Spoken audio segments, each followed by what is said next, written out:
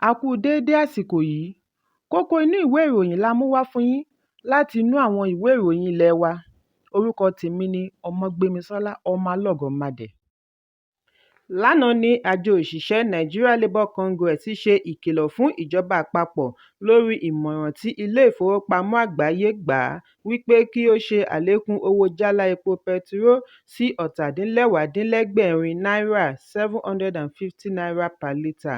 Adarí ìròyìn fún àjọ òṣìṣẹ́ Benson Upah nínú ìfọ̀rọ̀wánilẹ́nuwò pẹ̀lú akọ̀ròyìn ni ó ti sọ wípé ìgbésẹ̀ ìjọba láti ṣe àlékún owó epo yóò yọrí sí ìdàrúdàpọ̀ anarchy bí ó ti ké sí ìjọba kí ó má fi ààyè gba àbá tí World Bank dá. Èyí ń wáyé bí àjọ alágbàtà epo ṣe ṣàlàyé wípé bí kì í bá ṣe ìrànwọ́ epo láti ọ̀dọ̀ ìjọba, jálá epo ìbá ti wọ ẹgbẹ̀rún kan náírà ₦1,000, ṣùgbọ́n ìjọba sẹ́ ọ̀rọ̀ lórí ìrànwọ́ epo àti ọ̀dọ̀ àwọn alágbàtà epo àti World Bank. Ọjọ́rú ni ilé ìfowópamọ́ àgbáyé gba ìjọba ní ìmọ̀ràn kí ó dẹ́kun sísan ìrànwọ́ epo kí ó sì ṣe àlékún owó jálá epo sí ọ̀tàdínlẹ́wàádínlẹ́gbẹ̀rin náírà ₦750 per litre.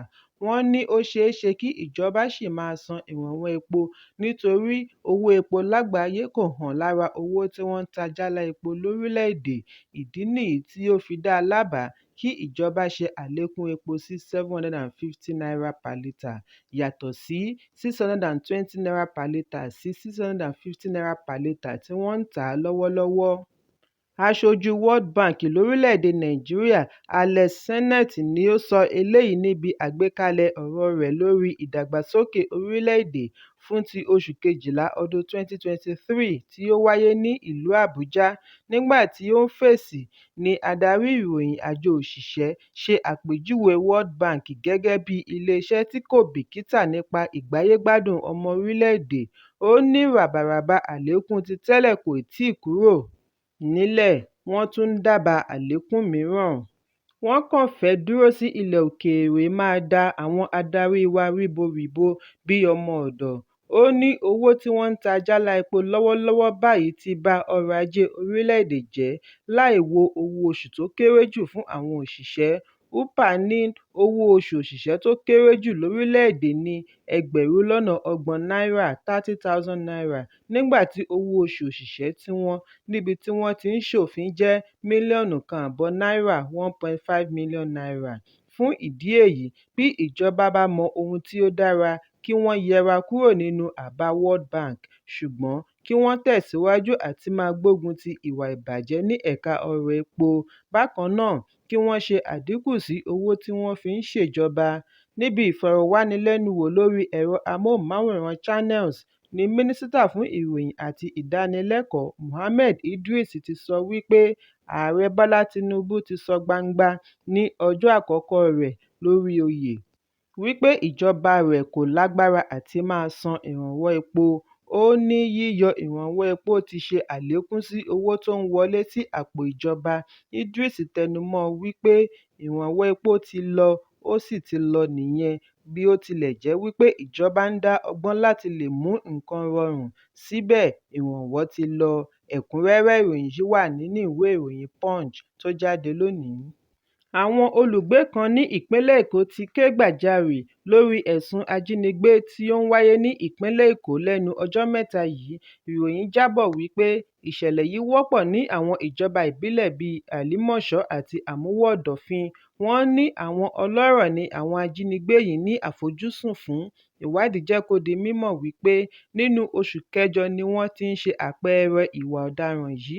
Èyí tí ó ṣẹ̀ṣẹ̀ ṣẹlẹ̀ ni bí wọ́n ti jí oníṣòwò ọkọ̀ kan gbé tí gbogbo ènìyàn mọ̀ sí Ejika Conversion ní ọjà Ládìpọ̀ lálẹ́ ọjọ́ Àbámẹ́ta.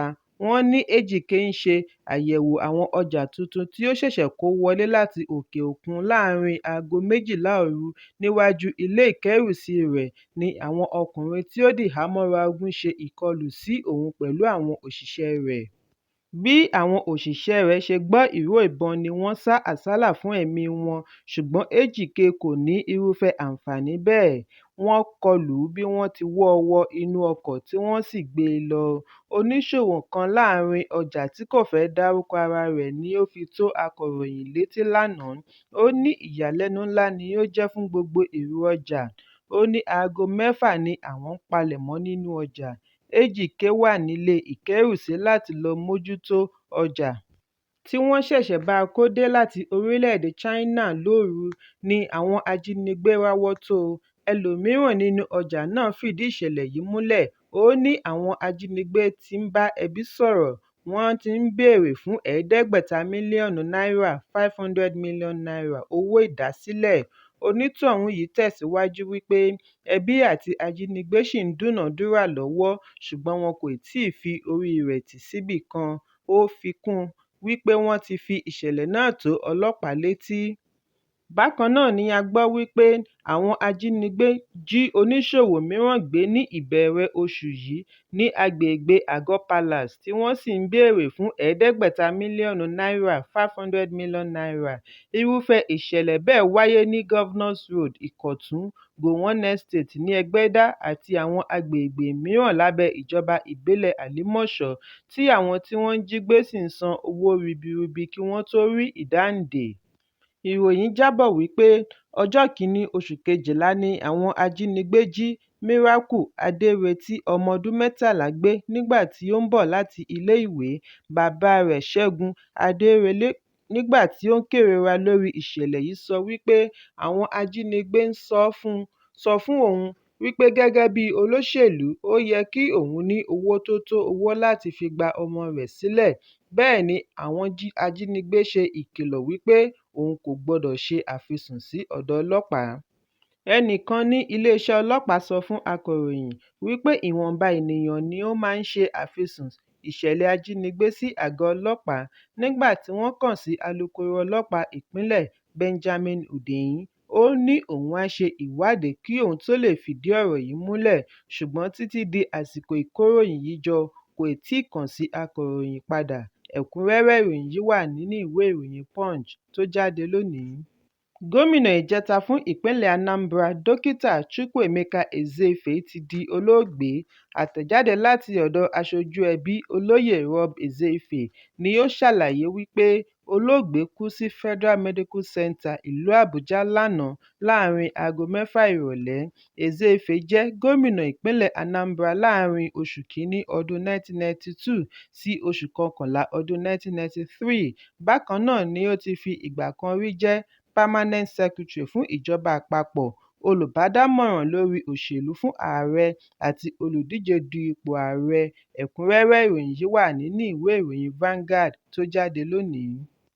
Àjọ tó ń dènà àrùn, the Nigeria Center for Disease Control and Prevention (NCDC) ti sẹ́ àhesọ wípé wọ́n ṣe àwárí àrùn COVID-19 lára ènìyàn 25 ní ìpínlẹ̀ Benue.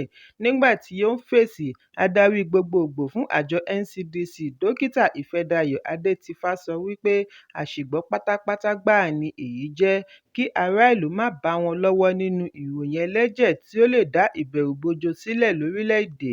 Nínú àtẹ̀jáde ni Adétifá ti sọ wípé bẹ̀rẹ̀ láti oṣù kẹwàá títí di oṣù kejìlá ọdún 2023, àpapọ̀ iye àyẹ̀wò tí wọ́n ṣe lórílẹ̀-èdè jẹ́ 15,481. 75 nínú rẹ̀ ni wọ́n fìdí ẹ̀ múlẹ̀ káàkiri ìpínlẹ̀ 25. Àtẹ̀jáde náà ṣàlàyé wípé àṣìgbọ́ wáyé nínú àtẹ̀jáde tí àjọ WHO gbé jáde ní ọjọ́ 11 oṣù kejìlá ọdún 2023. Níbẹ̀ ni wọ́n ti sọ wípé ìpínlẹ̀ Benue ti ṣe àkọọ́lẹ̀ ẹ̀sùn 25 lórí COVID-19 nínú ọdún 2023, tí àyẹ̀wò tí ó gbẹ̀yìn wáyé láàrin oṣù kẹrin. Wọ́n ní àjọ WHO ti fìdí ẹ̀ múlẹ̀ wípé COVID-19 kì í ṣe àrùn tí ó nílò ìdásí láti ọ̀dọ̀ àjọ ilẹ̀ òkèèrè, nítorí ìjọba àpapọ̀ ń fi gbogbo ìgbà ṣe àyẹ̀wò rẹ̀, tí wọ́n sì ń jábọ̀ ìròyìn rẹ̀ pẹ̀lú àwọn àrùn mìíràn bíi tuberculosis, HIV/AIDS àti bẹ́ẹ̀ bẹ́ẹ̀ lọ.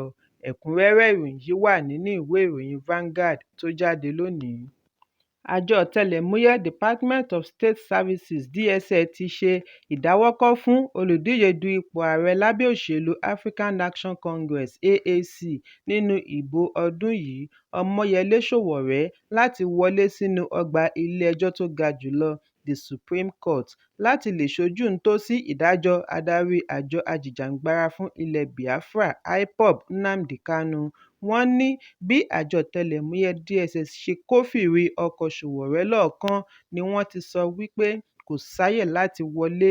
Lórí ẹ̀rọ abánidọ́rẹ̀ẹ́ X ni Sowore ti fi ẹ̀sùn kan àjọ ọ̀tẹlẹ̀múyẹ́ wípé wọ́n hu ìwà aláìlápọ́nlé sí òun lẹ́nu ọ̀nà àbáwọlé ilé-ẹjọ́ tó ga jùlọ.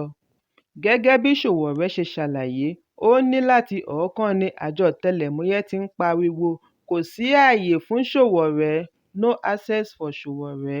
Ó ní èyí jẹ́ ìdójútì ńlá tí ó túmọ̀ sí wípé ẹjọ́ Nnamdi Kanu lọ́wọ́ kan ìka ìjọba nínú. Sowore ní ìjọba ààrẹ Bọ́lá Tinubu wà lẹ́nu ẹ̀ báyìí. Lónìí ni ilé-ẹjọ́ tó ga jùlọ yóò gbé ìdájọ́ kalẹ̀ lórí Kanu, tí ó ti wà ní àhámọ́ láti oṣù kẹfà ọdún 2021. Ẹ̀kúnrẹ́rẹ́ ìròyìn yìí wà nínú ìwé ìròyìn Daily Post tó jáde lónìí. Ìròyìn yàjóyàjó tó ń dé sétí ìgbọ́ jẹ́ kó di mímọ̀ wípé adarí ẹgbẹ́ ajìjàǹgbara fún ilẹ̀ Biafra (IPOB) Mazi Nnamdi Kanu yóò túbọ̀ wà nínú àhámọ́. Lónìí ni ilé-ẹjọ́ gíga fìdí ẹ̀ múlẹ̀ ẹjọ́ kòtẹ́milọ́rùn tí ìjọba àpapọ̀ pè tako ilé-ẹjọ́ kòtẹ́milọ́rùn tí ó gbé ìdájọ́ kalẹ̀ wípé kí wọ́n yọ̀ǹda Kanu. Ilé-ẹjọ́ tó ga jùlọ pàṣẹ kí Kanu padà sí ilé-ẹjọ́ gíga ìlú Àbújá kí ó lọ kojú ẹ̀sùn oníkókó 7 tí wọ́n fi kàn án lórí ìdàlúrú. Nínú oṣù kẹwàá ni ilé-ẹjọ́ tó ga jùlọ fi ọjọ́ sí ìdájọ́ láàrin ìjọba àpapọ̀ àti adarí IPOB fún ìdájọ́ tí ó gbẹ̀yìn. Agbámọ̀fin Mike Ozekhome ni ó rọ ilé-ẹjọ́ wípé kì í ṣe wípé kí ó yọ̀ǹda Kanu nìkan, ṣùgbọ́n kí ó pàṣẹ kí wọ́n san owó ìtanràn gọbọi fún oníbàárà rẹ̀ tako ìjọba àpapọ̀.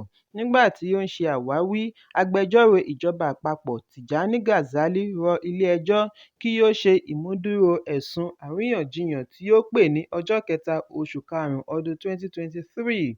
Ó rọ ilé-ẹjọ́ kí ó fi ààyè gba ẹjọ́ kòtẹ́milọ́rùn tí ìjọba àpapọ̀ pè tako yíyọ̀ǹda Kanu, bí ó ti ní kí wọ́n tú ẹjọ́ ọ̀hún gbọ́ ní ilé-ẹjọ́ gíga ìlú Àbújá tí ó dá lórí ẹ̀sùn àdàlúrú terrorism. Síwájú àkókò yìí ni ìjọba àpapọ̀ ti figi gún ẹgbẹ́ IPOB bí wọ́n ti kà á kún ẹgbẹ́ àdàlúrú. Wọ́n ní wọ́n ń dá wàhálà sílẹ̀ láàrin ẹ̀yà pẹ̀lú ìṣekúpani genocide. Ẹ̀kúnrẹ́rẹ́ ìròyìn yìí wà nínú ìwé ìròyìn Leadership tó jáde lónìí. Kókó inú ìwé ìròyìn àsìkò yìí kò ní jù báyìí lọ. Ẹ pàdé mi ní ìrọ̀lẹ́ fún àkọ́tun. Kí a tó lọ, ẹ má ṣaláì fi àríwísí yín ránṣẹ́, ìyẹn comment, kí ẹ sì bá wa subscribe sójúnà wa lórí YouTube kí Kókó Inú Ìwé Ìròyìn lè máa tẹ̀ yín lọ́wọ́ ní kíákíá.